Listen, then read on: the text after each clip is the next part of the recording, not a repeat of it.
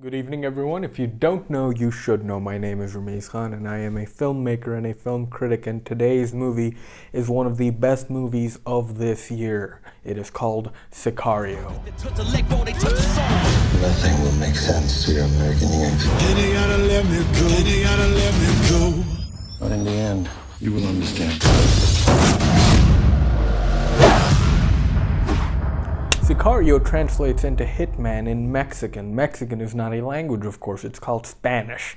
I presume Sicario means hitman in every other Latin American country and just not Mexico. Sicario is a film directed by Villenueve, or however the hell you pronounce his name. It stars a fantastic cast of Josh Brolin, who plays Matt Graves, Emily Blunt, who plays Kate Macer, and the mysterious Benicio del Toro, who plays Alejandro, who is our Sicario in this film. Emily Blunt plays an FBI agent, and she's really good at her job. That's why she piques the interest of Josh Brolin's Matt Graves, who we don't know what government agency he works for. And Josh Brolin's Matt recruits Kate to leverage her on his own team because they are hunting the supplier of a massive drug cartel over in Mexico.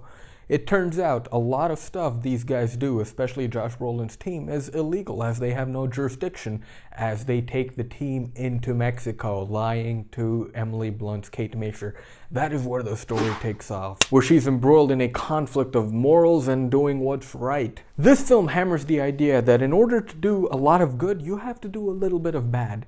And that's where Kate is struggling to understand what these guys are doing, and slowly she realizes how she fits into this puzzle. It includes one fantastic scene on the border of USA and Mexico where a shootout happens. It is one of my favorite scenes of this year. So many thrills, and the thrills were built up so meticulously. They make sure to show reaction shots quite aplenty right before that awesome shootout happens. And the aftershock of that shootout is awesome too. Just like in True Detective Season 2, Episode 4, that insane shootout, you saw the reactions of everyone. The reactions are what make this shootout. Again, it's insane. Just to think about a shooting on a border, on a road border, it's amazing. It's a fantastic scene, one of the best scenes you'll see this year. The problem that I have with this film is that it loses its main character focus. It has a switch of main character. Our protagonist switches from Emily Blunt to Benicio del Toro as soon as the third act begins. And it kind of makes Emily Blunt's character a little less substantial. And that's what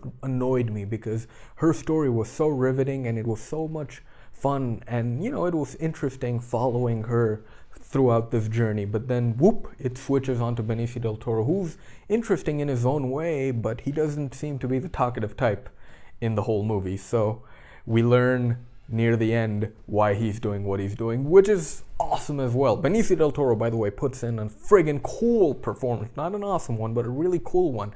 He really seems to have practiced a lot of gunplay, because he moves that gun like crazy. Poo, poo, poo. Like, it's insane, the stuff he does with his gun. My favorite director of photography in the whole wide world has shot this film.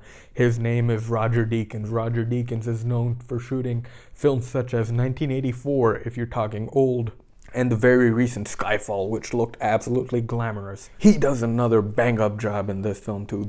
You actually feel the agriculture when the film moves into Mexico, and you actually see the bureaucracy in the colors and the lighting when they're all the way over in America. It's a work of art, and the aerial photography on this film is awesome too. They planted a camera right under an airplane to whenever they're going across Mexico. It's stunning work, as always, by Deakins. Deakins also shot Denis Villeneuve's previous film, which came out 2 years ago, called Prisoners, which was also exceptionally good looking. The music is pulse pounding, especially, again, watch that scene. The border shootout scene. Without the music, it is absolutely worthless. Oh, not absolutely worthless, but the music plays a big part in that scene's building tension. After watching this film and after watching Prisoners, I have yet to see Incendies or even Enemy. I need to get on those movies, as I've heard great stuff about both of those movies. It's fair to say, and I'm okay with Denis Villeneuve making a Blade Runner sequel. I don't think you need to make a Blade Runner sequel, but if you do make a Blade Runner sequel, let it be this guy. This guy seems meticulous enough, his stories seem dark enough, and his photography is absolutely spot on. Deakins is also planned to be working on the Blade Runner sequel, so I am very happy that this team is going to be taking over my favorite film of all time, Blade Runner. So, without further ado, people, I am going to give Sicario a really good score of 4 out of 5. This is just a few points short of being an utter masterpiece. Not even a few points, just 1 point short of being a masterpiece. And if it weren't for that massive script change, I would have given it a 5 out of 5. This is a fantastic film, and you should go see it as soon as possible. Thank you very much for watching, everyone. Remember to hit that subscribe button, please. Thank you very much for watching. Remember to love yourselves, people, and I will see you again very, very, very soon.